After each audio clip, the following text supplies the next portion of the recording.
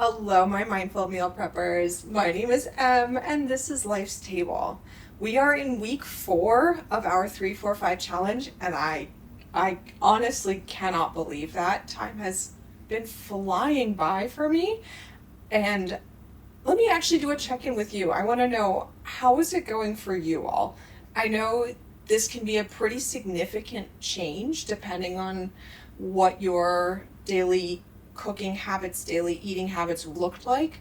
I know for me it was a significant change, and at least in the beginning, I kind of struggled a little bit to stay within my own budget restrictions, but have learned with time, very fortunately, that this really does feel kind of doable and certainly sustainable enough that I want to keep doing this for the foreseeable future. So I hope that you all also feel that way and enjoyed this month enough to keep trying and keep going at it. I'm really excited for what I have planned for next month in terms of topics. We will be finishing off this week with our last couple of personal finance foundation basics, if you will. But starting next month, I think we're going to get back into some of the things that are very near and dear to my heart, like stress management, communications, relationships, some of the, I don't want to call them like softer skills because they're still very, very imperative, important, vital skills to our survival, but some of the more touchy-feely things that I have had the privilege of teaching and sharing. We will be making blueberry muffins today. I know last week we talked about the idea of baking, and I'm a little reserved to do it only because I know not everyone has an oven. But I think at least for this recipe today, we've got a very good shot at converting muffins to pancakes for those of you who are limited to stovetops. The recipe does transfer pretty well. You just need to adjust the heat and the cooking times accordingly. So, blueberry muffins / pancakes for today while we talk about credit and debt management in the more extreme cases. So, last week I know we talked a lot about how to create credit or begin building credit for yourself, good credit practices, good credit habits, what lenders look for when they're assessing your credit worthiness. But now I want to talk about kind of the other extreme of, okay, we know what we're supposed to be doing, but we haven't necessarily been doing that. So now what? It's going to be a more personal conversation today. I hope to not call some of you all out. But I realize that when I start describing some of the warning signs, if it ticks some boxes for you, it is just something to be aware of, and we will be talking about ways to break those habits and get out of that rut that we are stuck in. But without further ado, tie back your hair if you have to, put on an apron if you've got one, and let's get cooking good looking. We've got a lot to learn today at Life's Table.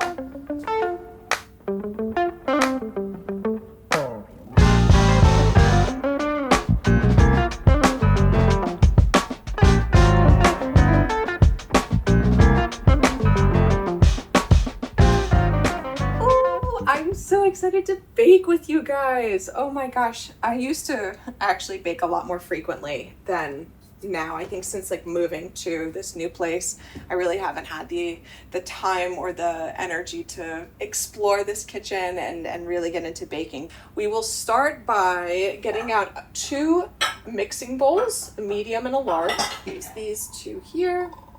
All right. It's always going to follow the combination of make wet, make dry, combine. We will preheat our ovens for 375, and let's actually get started too with melting our butter. We want a 1/4 cup.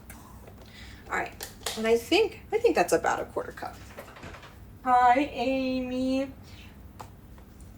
Oh, it looks like I got just enough for a 1/4 cup. We'll probably finish off this butter.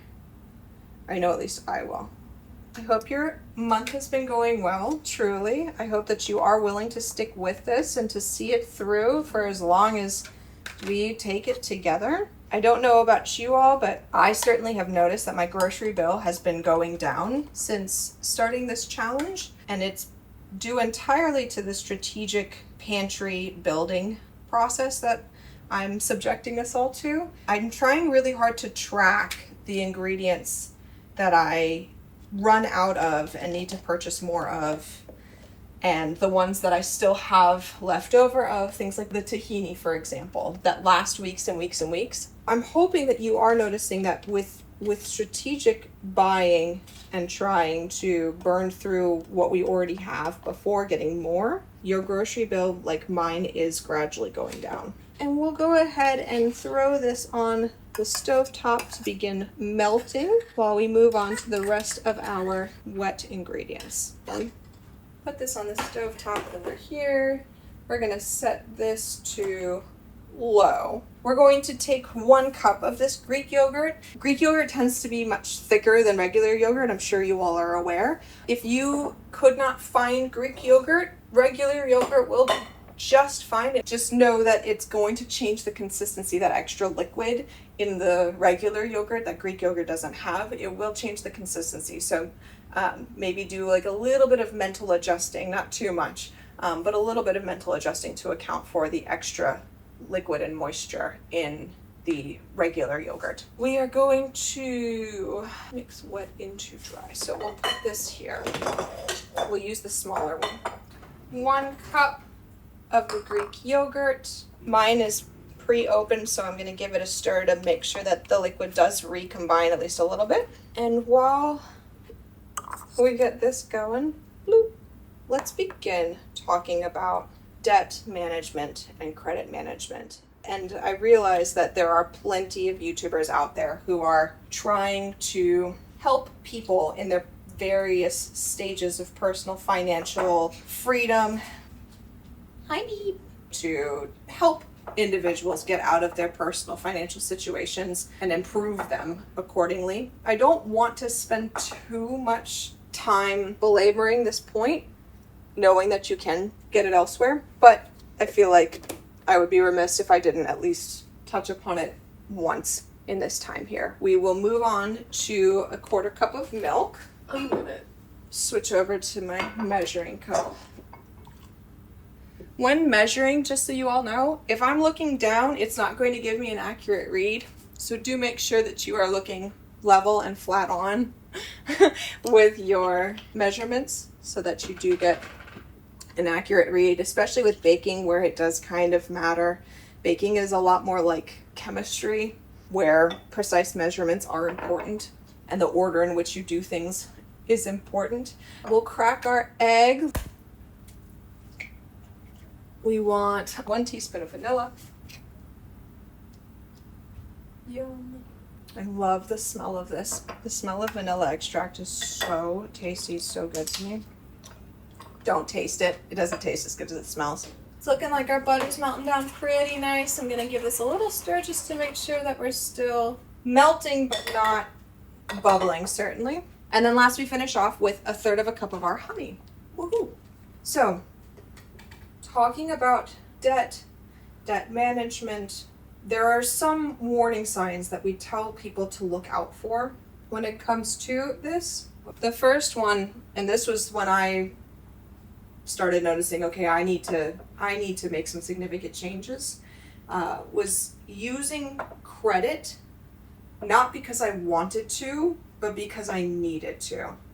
I realized that more and more items, daily life items, were going on the credit card.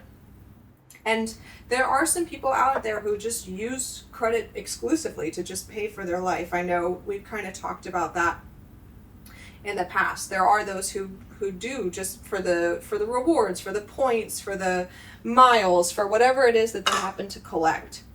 Give these wet ingredients a stir, nice little combine.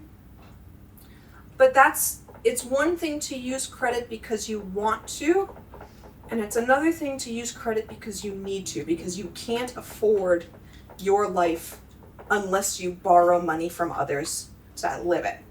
That was the big one for me, was I noticed that I was putting more and more onto the credit card, not because I was benefiting from it, but because I really needed to. I wasn't properly able to afford life as I knew it. We'll set this aside, put that on the back. Now, we'll move on to the dry ingredients. For this, I finished my oats last week, but if you still have oats left over, this will go perfectly with a cup of oats, all right? If you don't have oats, if you don't like oats, you can sub 1-for-1 with flour like I'm about to do. But if you're trying to think of ways to use your oats from last week, sift in about a cup of oats.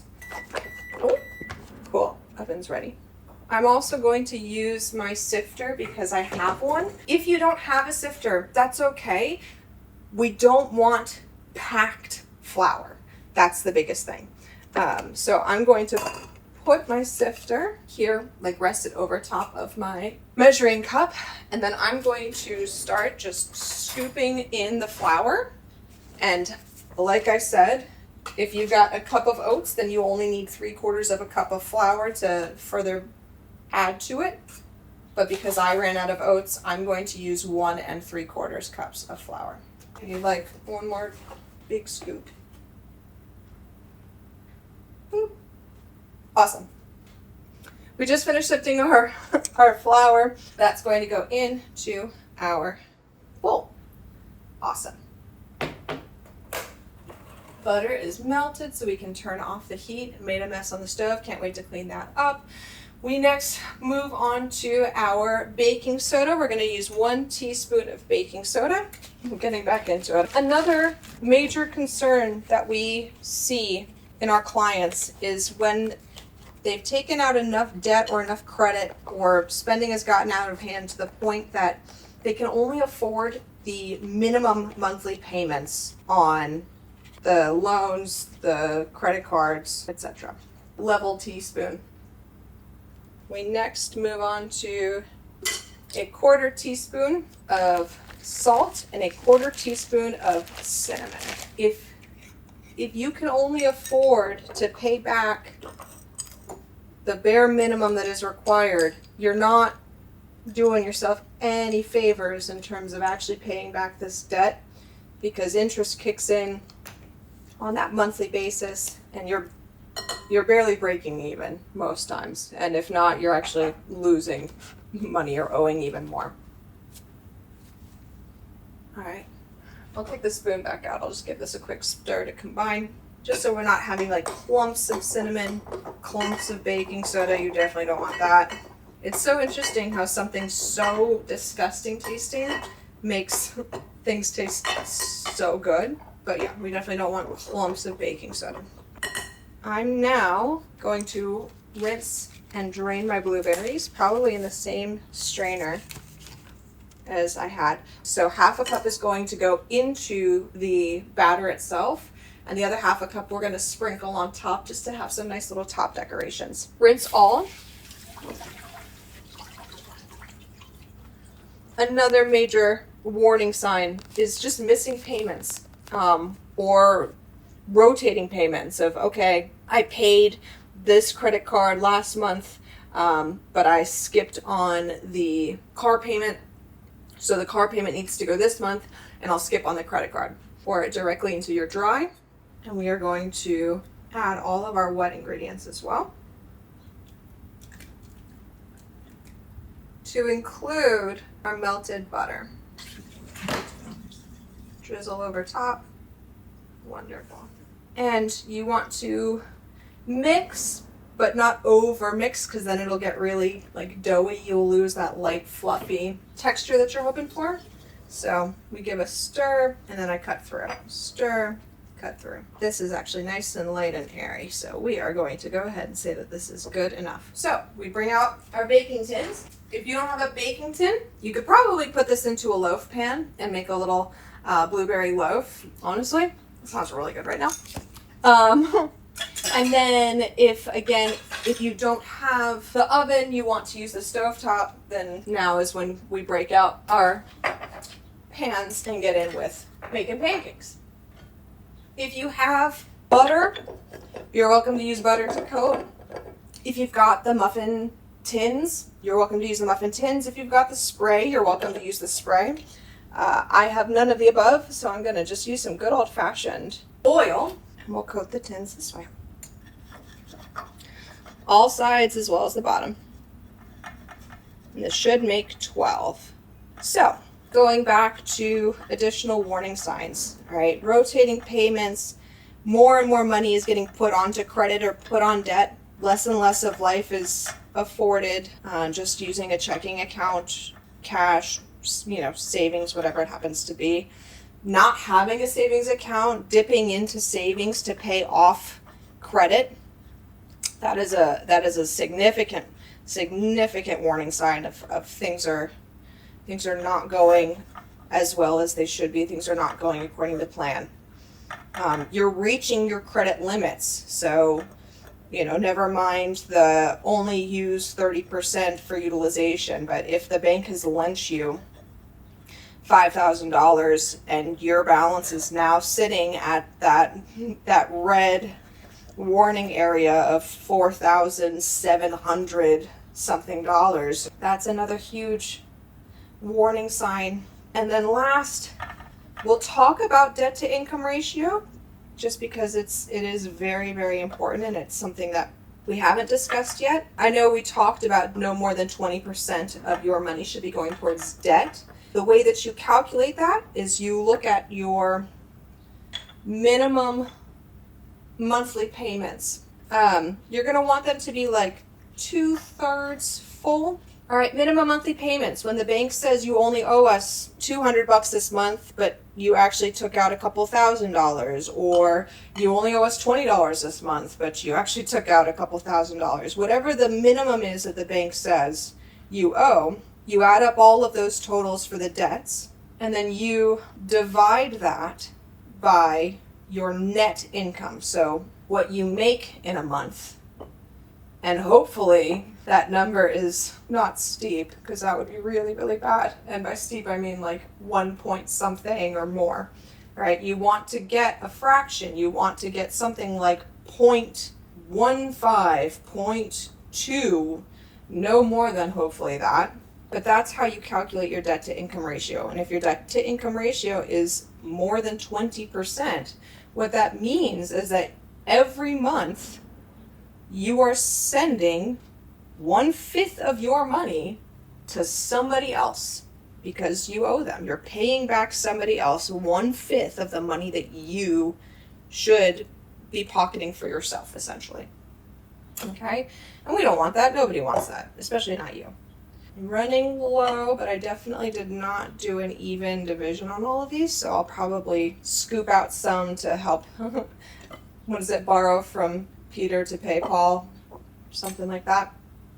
Y'all know what I'm talking about.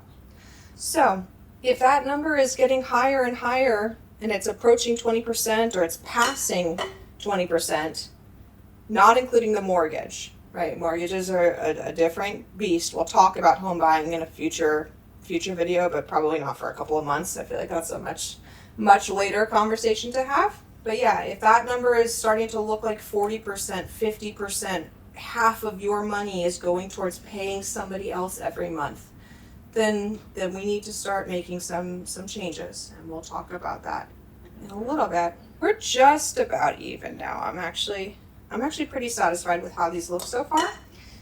And now we'll take like 3 or 4 blueberries per tin, and we'll just plop them on top.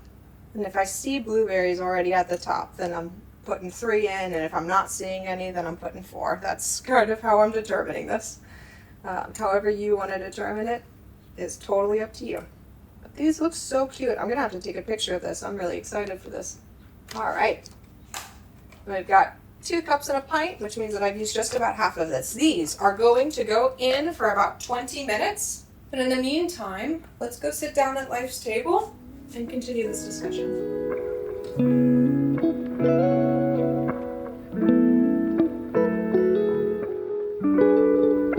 Okay, so once again, we've got our timers ticking down.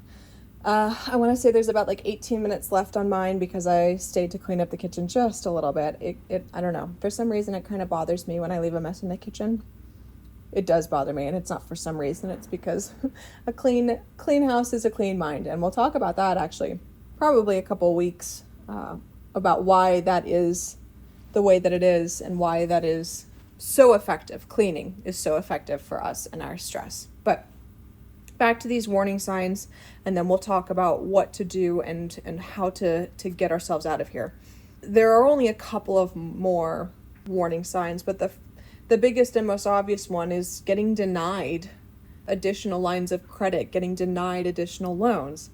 Again, at the end of the day, when our credit is our trust and our reputation, if the banks or our lenders are seeing things that make us less trustworthy, they're going to say that. They're going to say, I'm so sorry, but you are too risky for us to invest in you.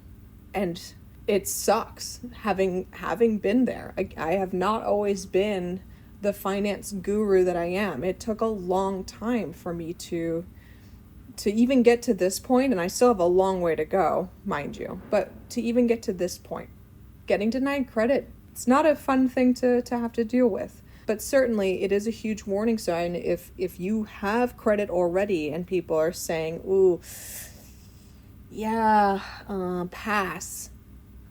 It's time to start doing some introspection, some looking within to see what's going on. Hiding the bills from your family members because you don't want them to see how bad it is, or hiding the bills from your friends, your loved ones, name it, because you don't want them to see how bad the situation has gotten. That's another warning sign. If you are personally embarrassed by your personal financial situation, it's time to get out of it.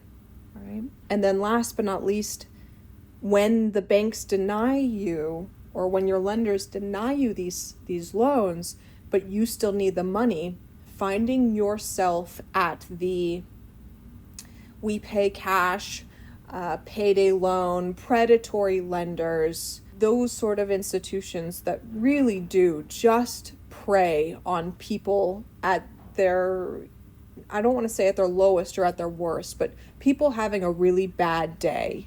The institutions that then prey on these people and their vulnerabilities, it's heinous. It should be criminal, in my opinion. And I'm not running the world, and I there have been entities and institutions out there that have tried in the past to get these predatory lenders off the streets, and they've certainly made it harder for people to be taken advantage of. I'm talking about what once was called the Consumer Financial Protection Bureau, but that doesn't exist anymore.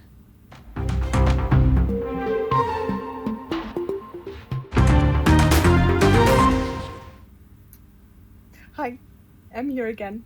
Ooh, from the future. It's gonna happen every time, I promise. I made a little bit of an over-exaggeration, and I want to chickadee check myself before I risk riggedy-wrecking myself. The Consumer Financial Protection Bureau does technically still exist. They've just had their budget slashed and the majority of their powers revoked thanks to our current administration. So the amazing organization that they once were, they no longer are.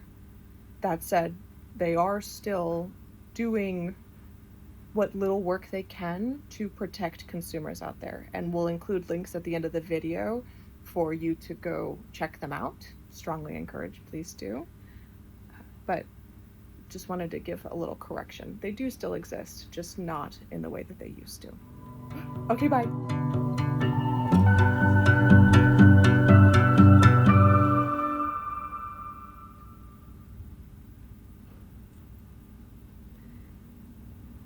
Feeling the need to reach out to people that you know are just going to take advantage of you, but you need it in this situation.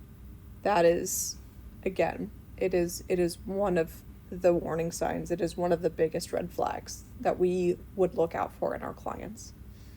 Now, let's talk about ways to break that cycle, ways to get out of it.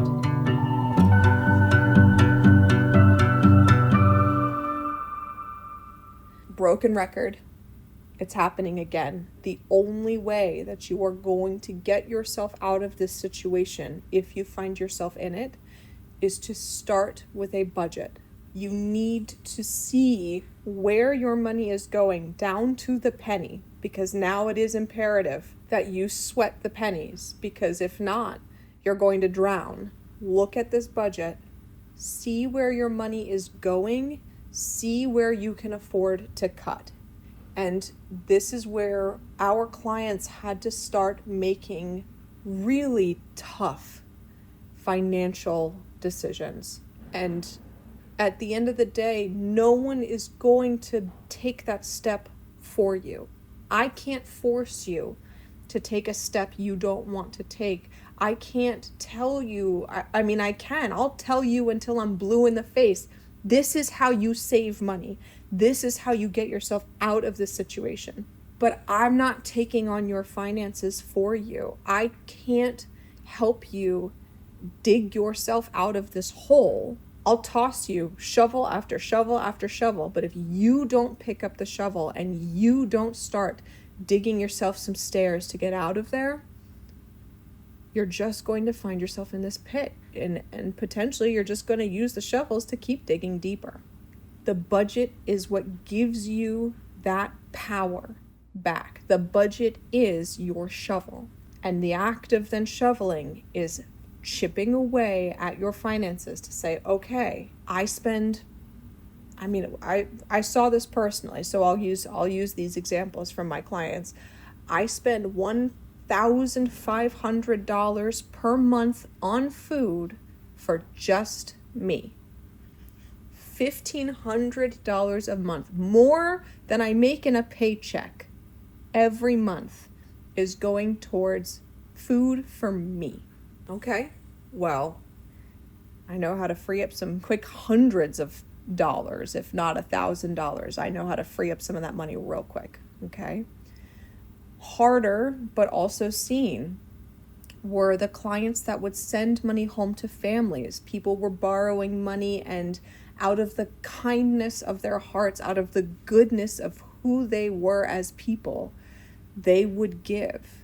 And they were on the verge of losing their job because their credit was so bad. They were going to, their credit was tied to their job. Their credit was so bad that the job was like, we need you to fix your financial situation. Stop hemorrhaging money and get yourself out of this so we don't have to fire you.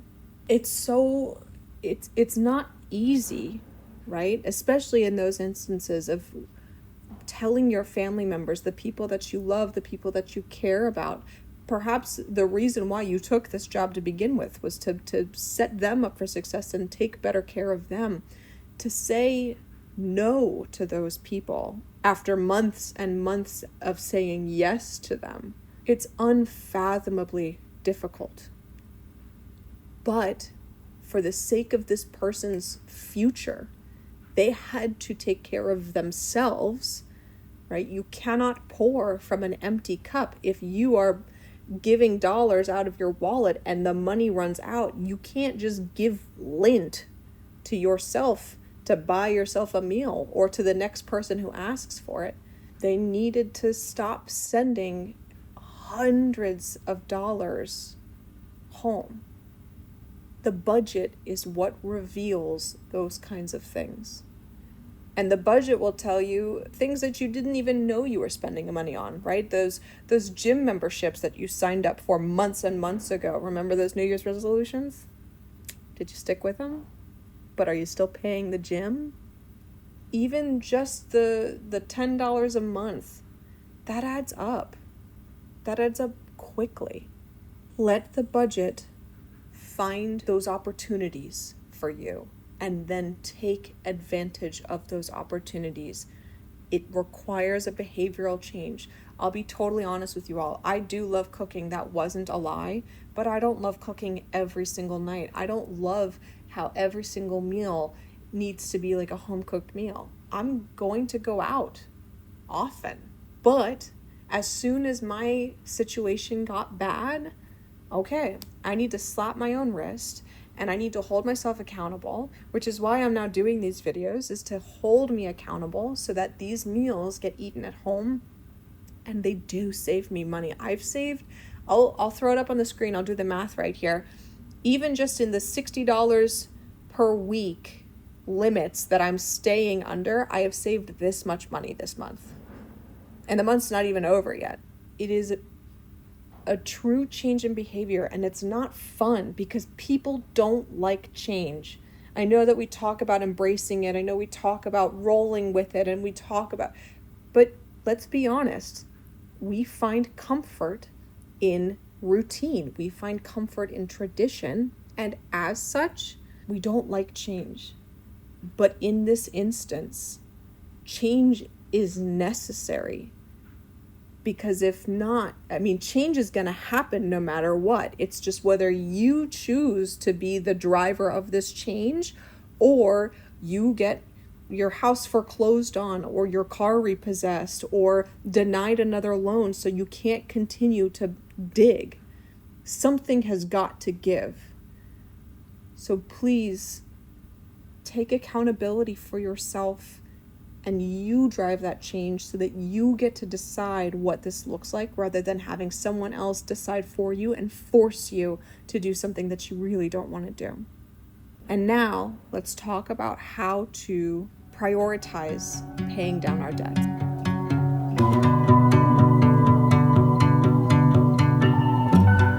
We talked about our minimum monthly payments. That's what the lenders say. If you pay nothing else, you owe us this. Okay? But you can always pay more.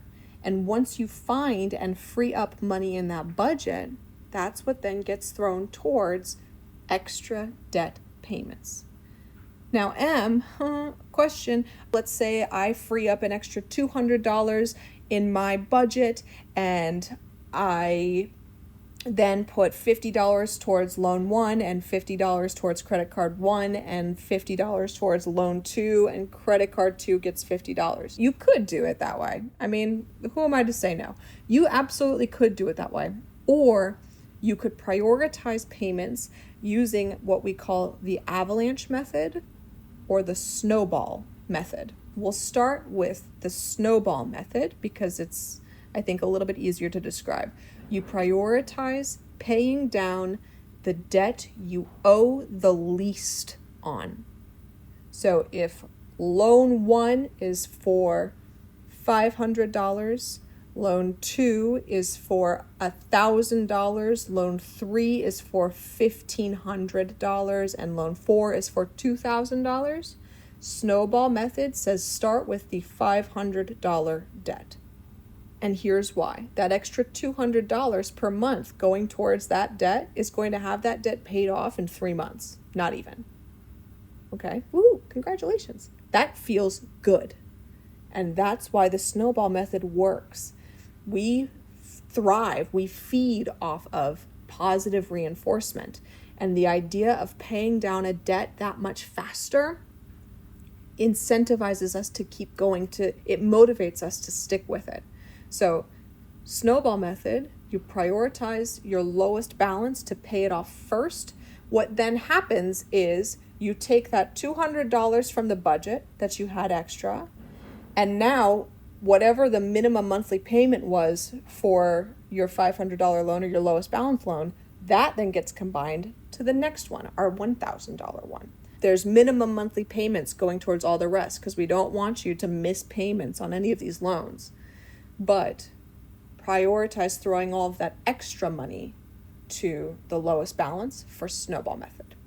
Now, alternatively, we have the avalanche method, which prioritizes paying off the debts with the highest interest. Okay?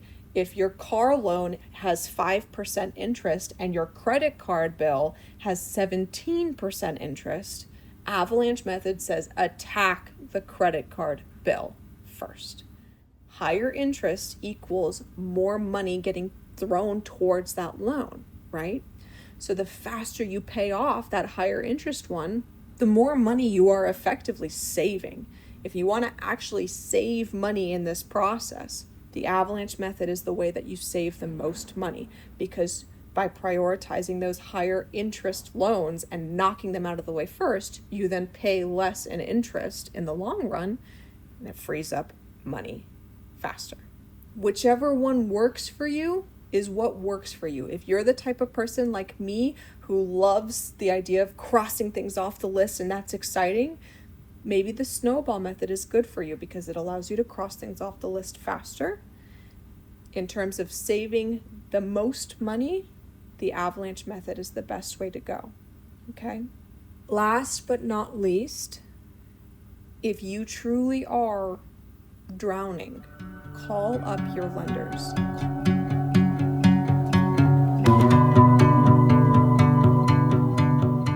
Call your creditors, because at the end of the day, they are human. They don't want to see you suffer. They're not torturers. They want to get paid. So they're going to want to work with you to set up payment plans to see how we can make this work.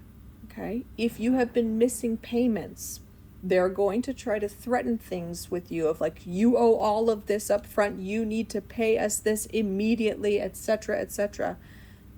We'll talk about perhaps ways to deal with lenders in a future video, because the timer is just about done. My apartment smells like blueberry muffins right now. I'm so excited. But call your lenders, okay? If you are truly drowning, you've done the budget, you have no idea. Oh, there's my timer. You have no idea where this money is going to come from. You're not sure how to free up anything. Maybe you're willing to change your behavior, but your spouse unfortunately is not, and they don't understand how bad this situation is. Whatever it is, you can call your lenders and you can try to appeal to them and have them put you on a payment plan and things like that. You can reassess your interest. You can reassess your minimum monthly payments. You can even try to reassess your credit limits, but that is a terrible idea because it allows you to keep digging, and we're really not trying to do that right now. But ask for help. No one wants to see you struggle. No one wants to see you suffer, especially the people you owe money to. Swallow your pride. If you have to, ask for help. But if you don't know whether or not you need help, the budget is going to tell you. So do a budget. That was the second beep. My oven is very impatient. I'm going to go ahead and wrap this up. Thank you so much for taking care of you today. Thank you for joining me. I cannot wait to see you next time on Life's Table. Bon appetit.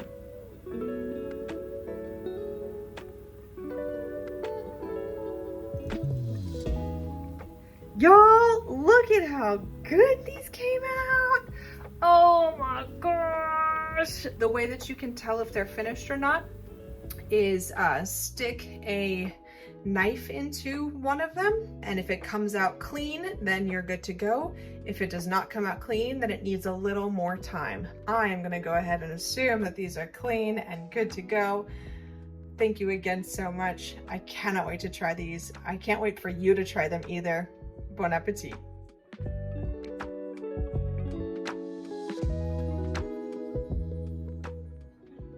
It's the next morning. It is breakfast time. So we're going to go ahead and give this a try. I'm really excited. They still smell so good. They're nice and like light. They're not compact at all, which makes me very hopeful.